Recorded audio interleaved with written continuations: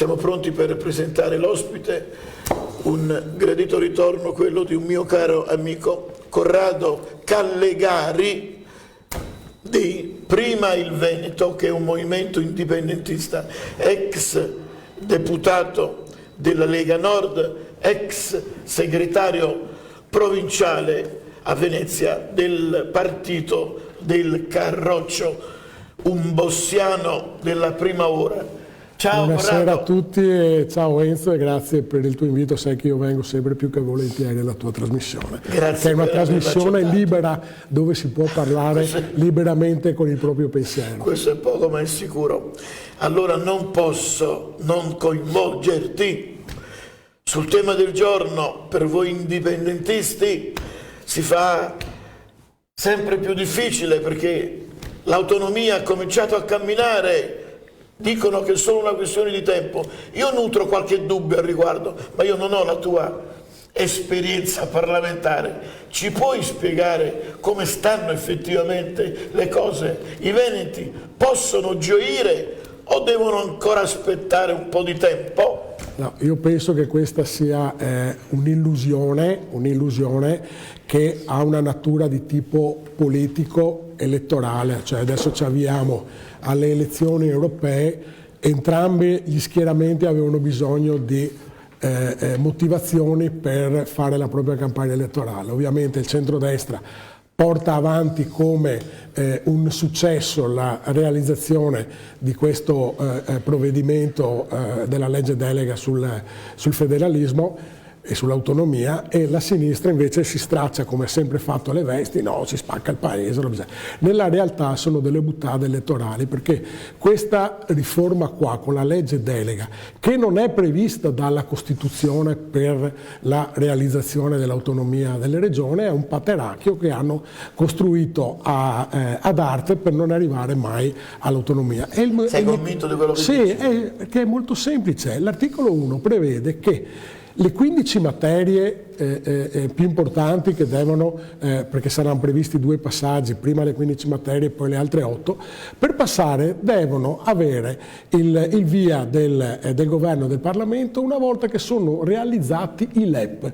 Io domando agli ascoltatori, ma sapete cosa sono i LEP? Sono i livelli essenziali delle prestazioni, cioè verrà fatta un'analisi dove sono previsti circa 2 anni per realizzare questa analisi qua, dove vengono praticamente quantificate tutte le prestazioni più importanti, penso a quelle della sanità, che vengono fatte in ciascuna regione. Una volta che tu hai trovato la quadra dove sono sotto il livello che viene indicato, devono essere finanziati, quindi vuol dire che ci vogliono soldi per elevare i LEP delle regioni che ce li hanno bassi. È un principio dei vasi comunicanti. Questo cosa vuol dire? Vuol dire hanno quantificato qualcuno anche le cifre che ci vogliono, ci parla dei 100 ai 200 miliardi di euro che quindi il nostro paese non ha. Hanno stravolto quello che era il percorso fatto con la raccolta di firme per chi l'aveva fatto, quindi Veneto e la Lombardia, o per chi aveva fatta la richiesta diretta allo Stato, perché è previsto dal titolo quinto della Costituzione, articoli 116 e 117, che una regione che vuole avere la gestione di una serie di materie, che bisogna spiegare che ci sono materie esclusive dello Stato, materie concorrenti che possono essere sia dello Stato e delle regioni, e materie che sono già di esclusiva competenza delle regioni. Per portare una parte di quelle che sono concorrenti bisogna andare in trattativa con lo Stato. Questo era quello che era stato fatto all'inizio, quando è stato fatto il referendum nel 2017, che ha avuto quello stragrande consenso, soprattutto in Veneto. Erano iniziate le trattative tra lo Stato italiano e la Regione Veneto, e si era arrivati alla firma di un protocollo d'intesa che quella volta per il governo aveva firmato Bressa. Ovviamente c'erano tutte una serie di osservazioni e di controindicazioni, perché ovviamente la trattativa non è una cosa semplice che si fa in 4-4, però questo era il percorso. Aver fatto una legge delega, che vuol dire fare una legge che viene delegata al governo, quindi legge delega vuol dire che ci sarà qualcuno che lavorerà coinvolgendo tutte le regioni, anche quelle a cui non interessa essere coinvolte, quindi allargando in una maniera mostruosa questo percorso. Se dopo si va nel dettaglio tecnico di questi articoli che sono stati applicati, ci sono una serie di osservazioni. Per esempio, il Presidente del Consiglio, che in questo caso è la Meloni, può mettere il veto su alcune cose, cioè non è che il Presidente del Consiglio rappresenti chissà che espressione, ovviamente è eletta dai cittadini, però può mettere il veto a lei, cioè non il Parlamento, può mettere il veto a lei, cioè ci sono una serie questo potere? Sì, ha questo potere, c'è su un articolo di questa cosa. Però quello che deve capire la gente è che hanno messo come vincolo, e questo ha fatto i Fratelli d'Italia con un emendamento prima del passaggio in Senato, quello di mettere il cappello che si parte solo se vengono messi a posto i LEP, i livelli essenziali delle prestazioni, e questo è già, allora, scusami, e questa è già una ghigliottina. Da quanto hai detto, parrebbe capire, uso il condizionale, che è stato dato un po' di fumo negli occhi perché ci sono dell'elettorato. Perché ci sono le elezioni. Se noi guardiamo la storia delle elezioni, io registro, ogni volta prima delle elezioni, più in là e ne parleremo. Ma guarda, puoi invitarli anche sviluppi con qualcuno che adesso è parlamentare e che ha seguito queste cose qua. Ma è un dato di fatto. Del resto ho visto anche oggi un'intervista fatta all'ex sindaco di Venezia, mio acerrimo nemico ai tempi in cui facevamo sì. Però Cacciari. anche lui ha dovuto riconoscere che è una scatola vuota quello che viene fatto. Oltre ad andare contro la Costituzione, è una scatola vuota, perché se tu parti da questo presupposto dei LEP non ne vieni fuori, è matematico che non ne viene fuori, perché nel momento in cui ti dicono, ed è già venuto fuori questo discorso un po' sotto banco, che ci vogliono dai 100 ai 200 miliardi per liberare i LEP delle regioni, quando all'interno della legge delega c'è scritto in un articolo che non devono essere gravate le spese erariali dello Stato, quindi cioè in teoria dovrebbe essere una riforma a costo zero. Se tu parti con i LEP non può essere una riforma a costo, cioè c'è una contraddizione tra le due cose all'interno della stessa proposta. Questo era il tema principale che mi interessava mettere in evidenza con Corrado Callegari, conoscendo la sua provenienza, conoscendo la sua mentalità, il suo pensiero.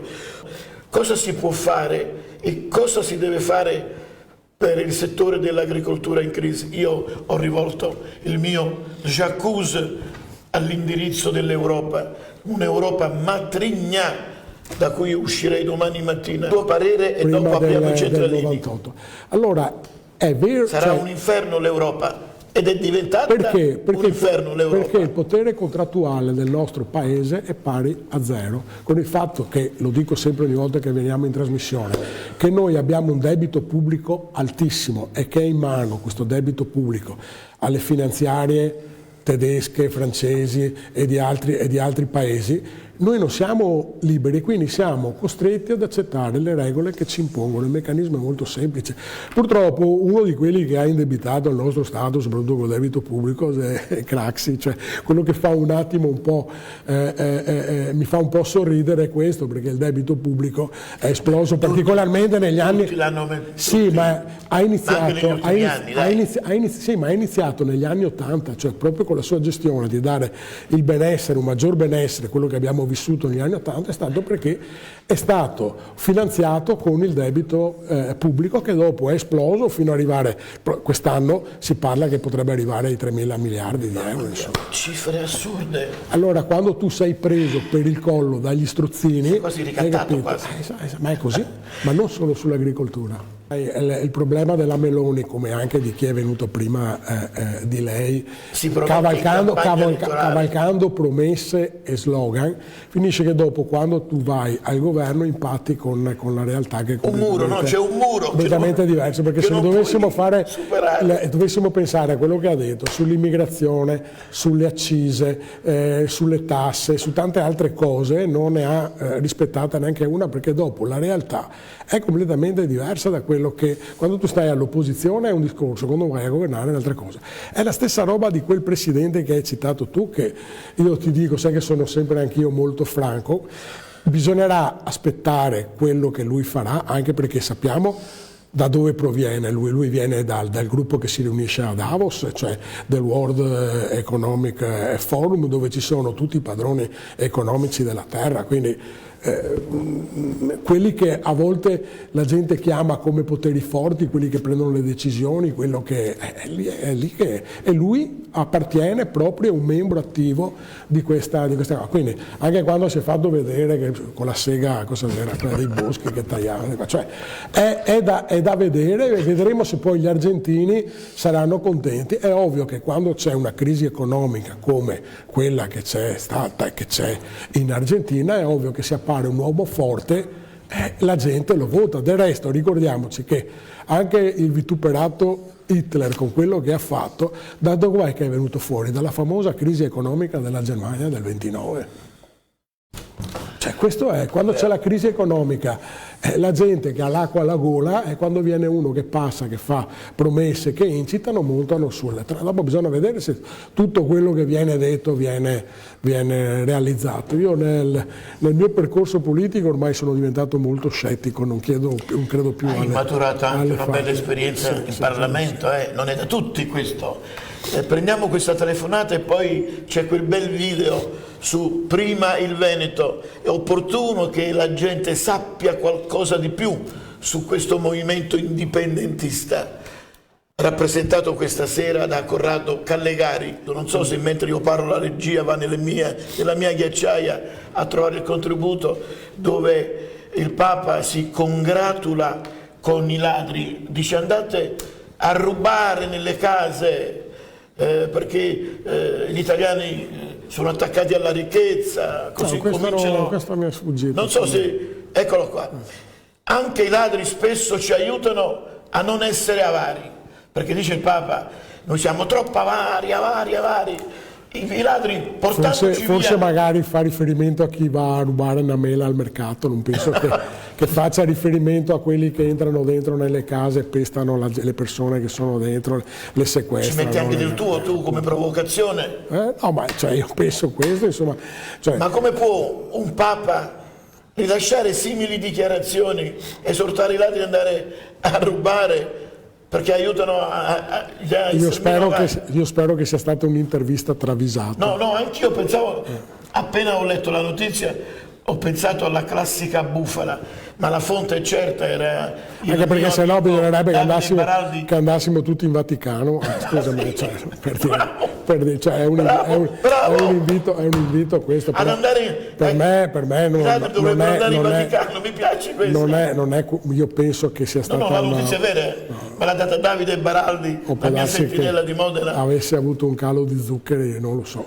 Ma come può un Papa rilasciare? Dico, magari ha avuto un calo di zuccheri durante l'intervista. Siamo all'assurdità. Ecco, vorrei che Milei mi dicesse questo. Invece, quando avvengono questi incontri a certi livelli, non c'è un addetto stampa, non c'è un capo di Stato che dice quello che pensa il popolo.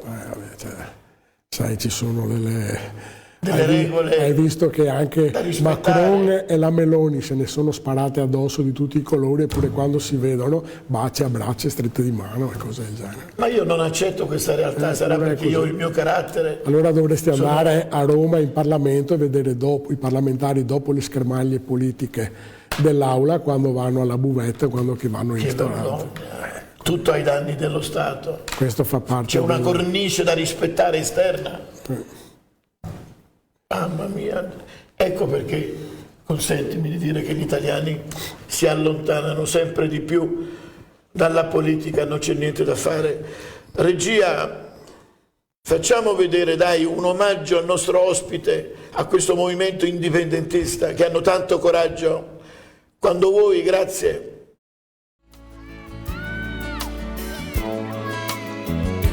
There's a place in your heart, and I know that it is love.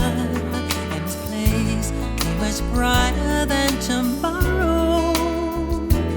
And if you really try, you'll find there's no need to cry. In this place, you feel there's no hurt or sorrow. There are ways to get there if you care enough for the living. Make a little space, make a better place. Heal the world, make it a better place for you and for me and the entire human race. There are people dying. If you care enough for the living, make a better place for you and for me. If you want to know why, there's a love that cannot lie. Love is strong, it only cares for joyful giving. If we try, we shall see. In this bliss we cannot feel. Fear or dread will stop existing and start living. Then it feels that always love's enough for us growing. Make a better world, so make a better world. Heal the world, make it a better place for you and for me and the entire human race. There are people dying. If you care enough for living, make a better place for you and for me. And the dream we were conceived in will reveal a joyful face. And the world we once believed in will shine again in grace. Then why keep straining when this earth crucify its soul? Though it's plain to see this world is heavenly, be God's love. We could fly so high, let our spirits never die. In my heart, I feel you are all my brothers. Create a world with no fear. Together we'll cry happy tears. See the nations turn their swords into plowshares. We could really get there if you cared enough for the living. Make a little space to make a better place. Heal the world, make it a better place for you and for me and the entire human race. There are people dying. If you care enough for the living, make a better place for you and for me. Heal the world, make it a better place for you and for me and the entire human race. There are people dying. If you care enough for the living, make a better place for you and for me. Che emozione vedere queste immagini, io ti ringrazio veramente. Ti ho visto. Enzo, ti ringrazio perché questa è stata una cosa in cui abbiamo creduto nel 2014. Sono passati già 10 anni. Sembra ieri. 2014, Credimi. quando le due nuove figure del movimento che apparivano all'interno della Lega Nord, uno era Flavio Tosi e l'altro era Salvini. Noi non credevamo nell'indirizzo politico che volevano dare, ce ne siamo andati via mollando tutto perché avevamo ruoli, cariche, cose del genere, sapendo che sarebbe stato un salto nel vuoto, però avevamo la fede. Infatti sono passati 10 anni e ci siamo tutti ancora, siamo tutti insieme perché credevamo in questa battaglia politica. Una cosa è certa, la posso dire io, da estraneo alle vostre vicende, la Lega di oggi non è quella di Umberto Bossi. No, io sono È incontestabile, Esatto. non è più la Lega di una volta. E questa è una Lega nazionale, è un partito nazionale, dai. Anche noi del Nord, qua non è essere contro i meridionali, è contro un sistema di gestione che lascia i meridionali alla fame e con una serie di problemi e cose, perché quando vengono mandati giù i soldi per costruire strade, ospedali, non è che questi soldi qua finiscono al povero Cristo che abita a Napoli e cose, no, questi vengono drenati, sappiamo bene da chi. Ecco. Velocemente di le motivazioni. Le motivazioni, perché quando abbiamo rotto con la Lega, perché c'era un cambiamento di linea politica, abbiamo voluto ricordare lo slogan con cui la Lega aveva preso la regione del Veneto, e lo slogan era prima il Veneto, punto. Allora noi abbiamo dato il nome dello slogan con cui si era vinto la regione del Veneto per la prima volta, cioè una corsa lunga, 20 anni con cui tutti quanti avevamo perso tempo, sacrificato le famiglie o cose del genere per arrivare, e abbiamo voluto rimarcare questo, abbiamo dato questo nome qua, prima il Veneto, punto. Questa è la storia del nome, un po' strano, perché magari uno può pensare potevate mettere Veneto Indipendente o cose del genere. No, abbiamo voluto in quel momento ricordare politicamente la motivazione della nostra uscita. Sì, allora il discorso delle regioni a statuto speciale sono degli accordi storici che sono avvenuti ancora negli anni 50 del dopoguerra, dove lo Stato italiano è andato a trattare con le regioni di confine per concedere delle agevolazioni perché evitassero di aver voglia di passare dall'altra parte. Quindi sono state concesse con trattative proprio, come ti dicevo, dalla Costituzione, bilaterali tra Regione e Stato centrale, perché la Sicilia non ha la stessa autonomia del Trentino, il Friuli Venezia Giulia non ha la stessa autonomia del Trentino e neanche la Sardegna. Perché? Perché sono state frutto di trattative Stato-Regione. Era quella che dovevamo fare noi, era quella che doveva fare Zaia, era quello che dovevano fare Fontana per la Lombardia e Bonaccini, cioè fare ma non mettere tutti nel calderone, perché magari al Molise non gli interessa niente di entrare dentro questa cosa qui, perché tanto il Molise ha, come altre regioni, la spesa storica finanziata, non gli interessa niente, hai capito?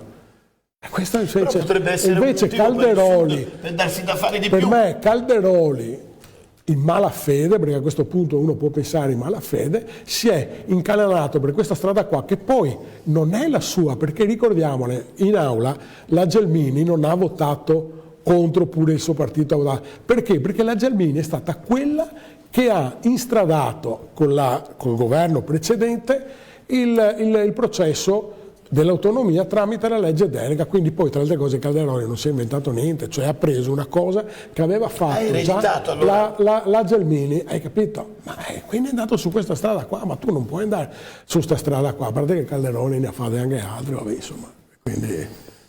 Comunque prendo atto del significato che tu, almeno per il momento, stai dando a questa autonomia.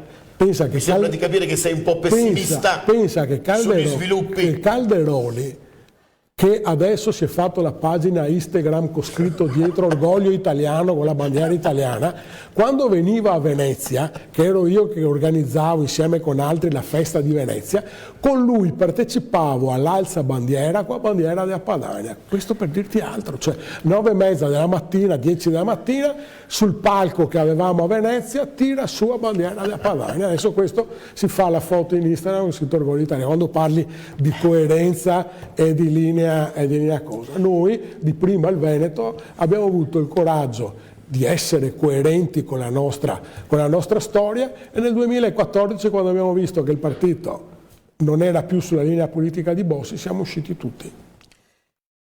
Io non sono uno yes man, ahimè, purtroppo, come succede per quasi tutti i politici. Anche perché sai che in Parlamento, se tu dici qualcosa fuori dalle righe, il Presidente strucca il bottone, come dice Mara Meniere, e ti chiama i toglie la commessi voce. e ti fa venire fuori. Ti toglie la voce, cioè tu intervieni, toglie la ma voce. ti toglie la voce dal Ti coso. impedisci di parlare. Non lo sapevo questo. Io A me succedeva quando facevo gli interventi, che iniziavo a fare gli interventi in italiano e poi li finivo in veneto, quando passavo dall'italiano al veneto, il presidente chiudevano. mi staccava. Io pensavo che mandassero il commesso. No, quello se succedono delle cose un po' eclatanti. solo in ma quei casi là, il commesso interviene.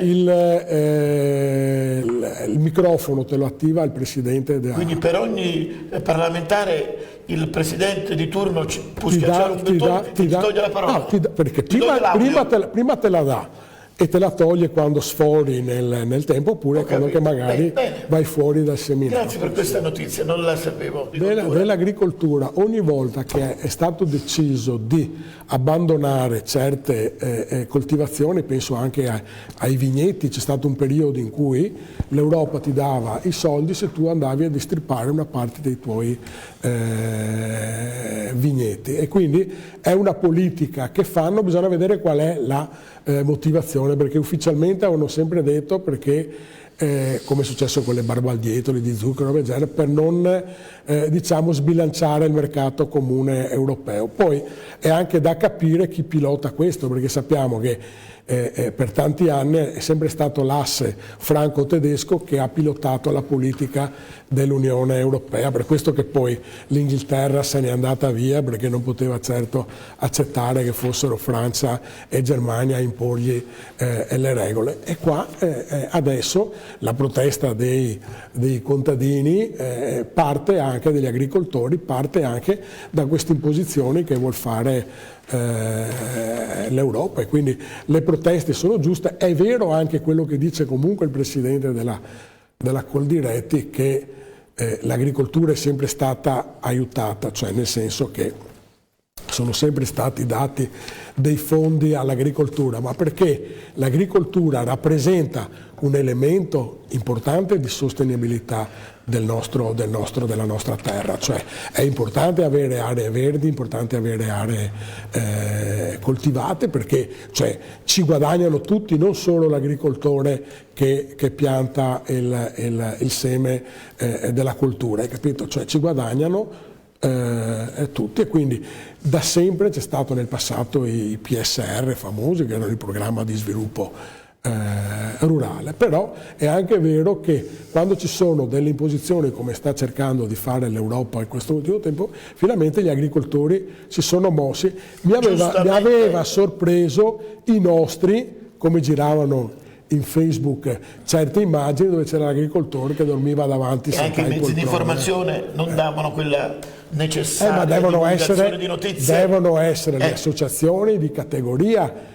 che muovono, perché io in passato ho assistito a delle cose, vedi la famosa questione delle quote latte che ha toccato molto il nostro paese. È vero che le quote latte erano delle regole che l'Europa aveva detto 10 anni prima, guardate che fra 10 anni faremo così. I nostri hanno pensato che fossero come tutte le leggi italiane, che i proroghe, invece l'Europa non ha fatto le proroghe, e molti allevatori nostri si sono trovati con l'acqua alla gola, senza contare poi che c'erano anche delle segnalazioni fatte errate. Perché c'è gente che non avrebbe diritto a reddito. È partito adesso da gennaio, probabilmente. Sai come avviene nei rioni e nelle cose, si viene a sapere che qualcuno prende e non dovrebbe prenderlo. Però questo purtroppo fa parte di tutti i meccanismi di elargizione dello Stato. Quando lo Stato fa una legge, fa un'erogazione, dopo ci sono quelli che vanno a approfittare, che non hanno diritto. Sta allo Stato mettere in piedi dei meccanismi con cui queste cose qua non avvengono. Tutto qua. Adesso anche lì l'inclusione della Meloni potremo vederlo a distanza di mesi se effettivamente le cose sono corrette, perché abbiamo visto che anche sul reddito di cittadinanza poi vanno a fare le indagini. No? Quante ingiustizie, scorrettezze, abusi. Però dopo ne vengono fuori, perché sai, centinaia di milioni dati così a gente che non aveva diritto. Speriamo che non si verifichino le stesse condizioni. C'è un messaggio da 10 minuti, non riesco a leggere, da un amico della provincia di Venezia, da Mira. Buonasera dottore Sfatalino e buonasera al suo gradito ospite. un grande, prima il Veneto, quindi hai un tuo sostenitore. Mira ci comunica, ma io ne ho parlato nell'opinione l'altra sera, alla sua Stalingrado rossa. Il sindaco ha tolto la cittadinanza onoraria a Benito Mussolini, sì. Ne ho parlato, ma non hanno... come se quelli fossero i problemi di Mira, cioè io per carità non voglio dire niente su È questo che io ho detto però... al sindaco di Mira, ma con tutti i problemi che hai a Mira ti vai a perdere con la cittadinanza onoraria. Perché con queste cose qua, ma se tu pensi non è fatto a caso, perché con queste cose qua tu sposti l'attenzione invece sui problemi concreti e li metti su cose che non hanno senso, hai capito? Va bene, dai, dice una vergogna del PD, cordiali saluti da Renzo e Giovanna da Borbiago di Mira, buon fine settimana.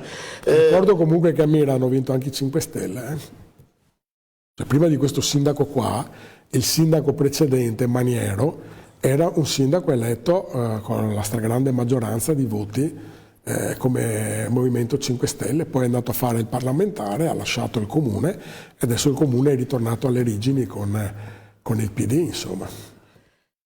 Bravo. Quanti veneti con la quinta elementare senza laurea, a volte c'è gente hanno messo con 1, 2, 3 lauree imprese, che fanno... È sempre stato il tessuto, pena. è sempre stato il tessuto sociale del Veneto questo. La forza la piccola impresa imprenditoriale del Veneto. La tenacia, solo che abbiamo un grande difetto. Qual è questo difetto? Che lavoriamo a testa bassa e non guardiamo quello che ci circonda, hai capito? Allora continuiamo a subire le vessazioni di uno Stato centrale che non ci merita, questo è il mio pensiero. Va bene, dunque io saluto i suoi ragazzi. Massimo, Alessandra ed Elisabetta Callegari, ai 3 ragazzi splendidi, complimenti. Sì. Ma vanno d'accordo fra di loro? Sì, moltissimo, infatti vanno adesso questo fine settimana, Massimo e l'Alessandra vanno in vacanza assieme. Bellissimo, bellissimo. Senti, io volevo... Ho anche una nipotina adesso. Ah, questa no. Ma... Ha una nipotina che si chiama Beatrice. Questa devo aggiornare. Devi aggiornare, non hai il coso e quindi... Troverà prima o poi il suo Dante. Sì.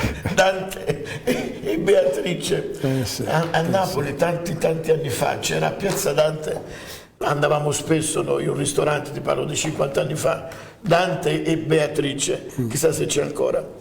Dedico questi ultimi scampoli della trasmissione alla sicurezza che ti sta particolarmente a cuore. Mestre, di qualcosa di Mestre, dei poveri mestrini purtroppo che devono convivere con una realtà. Dai, parla tu.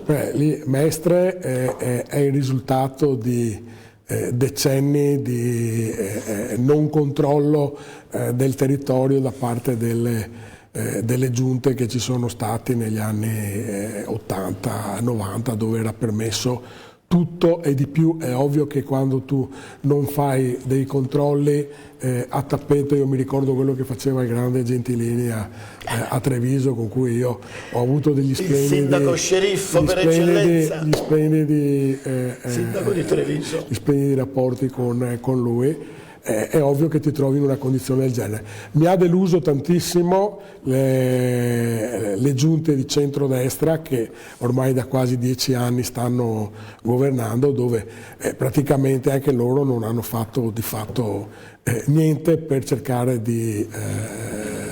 cioè, tu rendi conto che in certi comuni una volta andavano anche a controllarti casa per casa, ti mandavano i vigili per vedere se erano tutti regolari. È vero, verissimo. Questo è quello che è stato fatto a Treviso da Gentilini, ma non solo lui, anche negli anni ruggenti della Lega su alcuni comuni che venivano ammaestati da sindaci, diciamo, tra virgolette, con le palle. Invece questo non è più avvenuto, e città come Mestre, che sono città di transito per lo scalo ferroviario, anche portuale, è ovvio che lì passa di tutto. Io ho visto la trasformazione purtroppo della mia città in una maniera inarrestabile. Ritengo che non sia quasi più possibile fare niente, perché ormai è la situazione. Leggendo alcuni Comunque volevo dirti una cosa. E poi chiudi con ora definiamola, sì. Allora definiamola. Sì. E noi stiamo preparando, da quanto tu dicevi, la situazione di Mestre, che poi è anche di Venezia, noi come Prima il Veneto stiamo lavorando per preparare una fortissima squadra di governo per questa città. Vedremo se i cittadini ci daranno fiducia, noi ce la mettiamo e scenderemo in campo come sempre abbiamo fatto. Posso dare un piccolo, Dimmi. modestissimo suggerimento? Dimmi. Io credo nella vostra forza, ma sarebbe quanto mai opportuno un'unione, cioè se 2 o 3 forze vanno separatamente non raggiungono lo stesso scopo. Sono d'accordo con te. possono L'abbiamo raggiungere fatto comunque, se perché vi alle unite. ultime elezioni comunali di Venezia eravamo presenti Ah, con sì? una lista Scusami, non lo sapevo. dove c'erano 9 movimenti Chiedo autonomisti scusa, non lo indipendentisti. sapevo. Non lo sapevo, stata- perché non è- volevo chiedere a Michele Favaro Ma di la- Indipendenza Veneta. Era insieme con noi, cioè noi abbiamo fatto per le regionali e per le comunali di Venezia che si svolgevano lo stesso anno, abbiamo presentato delle liste comuni. Io per esempio alle regionali ero candidato in regione ed era candidato anche Michele Favaro con lo stesso movimento e anche l'avvocato Morosin, cioè tutti i movimenti indipendenti, eravamo 9 Ma movimenti. adesso io vi do una mano per una maggiore visibilità sul territorio, vedrai. Purtroppo la Ti gente a vedrà, volte... ti a volte- vedrà. Va bene? Adesso vedremo. faccio arrabbiare qualcuno a Napoli, perché noi Ma altri no, veneti, ma no. adesso sento le reazioni, noi altri veneti abbiamo un cuore grande, l'ospitalità, un forte abbraccio a tutti, grazie. Buonasera, grazie a Corrado Enzo. Grazie. Callegari e al nostro Simone cabina di regia. Vi auguro di cuore un felice, sereno fine settimana. Ciao a tutti. Ciao a tutti, duri i banchi, mi raccomando.